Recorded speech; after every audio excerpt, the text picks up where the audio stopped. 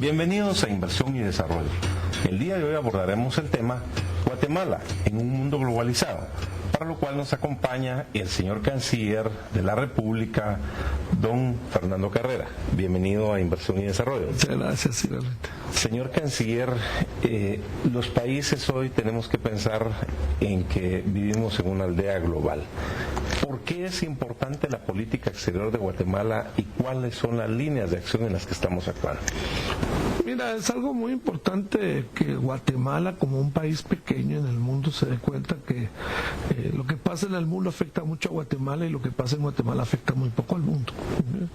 A veces hay que ser un poco realista en estas cosas y darse cuenta de dónde vivimos. En general, los países pequeños tenemos esa característica. Pesamos muy poco en la economía y en el mundo global geopolítico y sin embargo somos muy sujetos a lo que sucede en el mundo. Pero entender también nuestro valor geopolítico y geoeconómico a nivel mundial es muy importante. Voy a ponerle el caso. En Centroamérica sucede algún fenómeno geográfico que no existe en ninguna otra parte del mundo, que es que la distancia de un océano a otro se mide por decenas de kilómetros, en algunos casos cientos de kilómetros, pero el lugar más ancho del istmo centroamericano no llega a tener más de 400 kilómetros de una costa a otra. Decirle eso a una persona que vive en Canadá, Estados Unidos, en Eurasia, en África, de que para ir de una costa a otra, de un océano a otro, solo hay que pasar una decena de kilómetros o no pocos cientos de kilómetros, les parecerá algo extraordinario, ¿no? Somos lo más cercano a una isla, siendo realmente continente, ¿okay? Esto es algo muy particular. ¿Por qué eso es importante? Porque nosotros comunicamos los dos océanos más importantes para el comercio mundial del siglo XXI, el Atlántico Norte y el Pacífico Norte.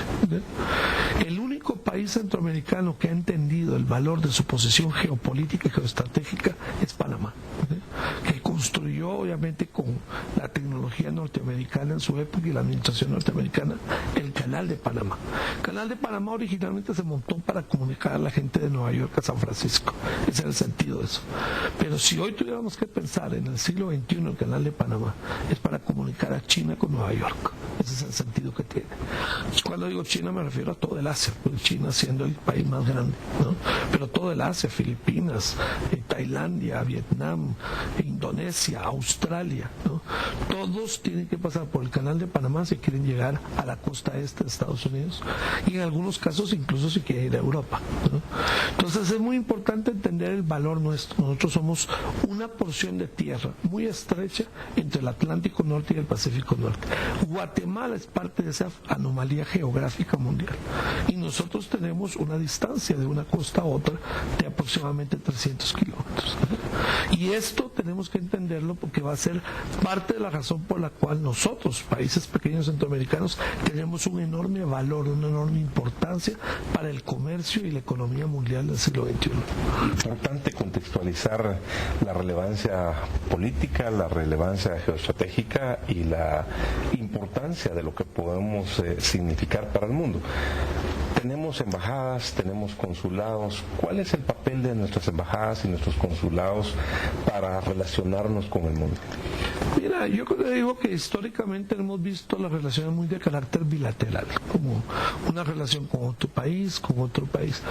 Yo crecientemente me parece que es importante para el siglo XXI que tengamos una visión de bloques, más que de países aislados. No vamos a tener una relación con Perú, sino con los países andinos. No vamos a tener una relación con Uruguay, sino con el Mercosur. ¿Okay?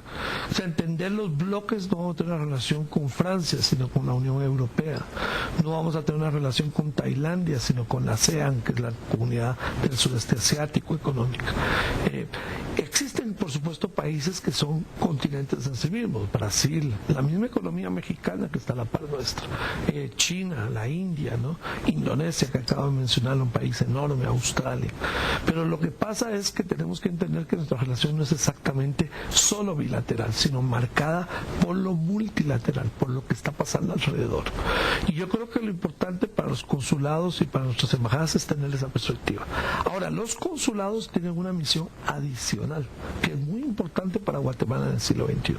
Es que los consulados, y particularmente particularmente los consulados que están en América del Norte, aunque otros consulados también, pero principalmente los de América del Norte, México, Estados Unidos y Canadá, manejan la relación con las comunidades de guatemaltecos que viven en el exterior, que no viven en el territorio nacional, que no son más solo migrantes. Eso de migrantes era cuando estaban migrando, ahora son residentes, legales o no legales, no nos importa, son residentes en esos países, y esas comunidades de guatemaltecos en el exterior necesitan una atención prioritaria por parte del Estado guatemalteco, y su punto de comunicación principal son los consulados.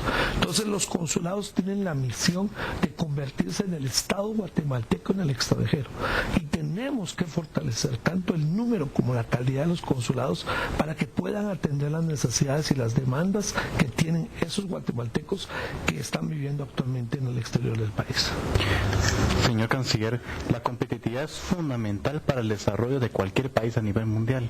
En el ranking mundial de competitividad, ¿en qué puesto se encuentra Guatemala a comparación de los países del continente americano?